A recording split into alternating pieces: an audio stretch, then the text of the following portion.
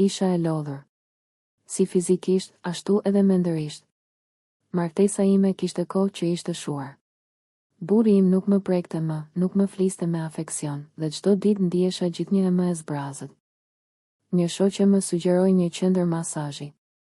Do të ndihesh më mirë, e sigurt, më tha. Vendosa të shkoj. Në dhomë, më priti një djalë i ri, rreth 30 vjeç, i gjatë, i qetë.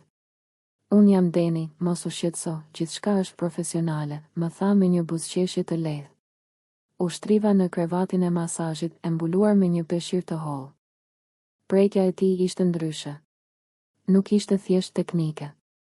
Ishte e kujdesshme, ndjesore, si të më njihte çdo ndjesi. Ishte sikur gishtat e tij komunikonin me çdo pjesë të trupit tim. Ndjeva trupi im po relaksoi, por edhe po ndiqej. Gjoksi më rritë fort, fryma më rëndoi, dhe nuk doja që ai moment të mbaronte. Në një moment, ndaloi dhe më pyeti. Je mirë? Nuk fola. Vetëm u ngrita lehtë dhe e pash drejt në sy. Dhe ai më puthi. Aty nuk kishte më kufi.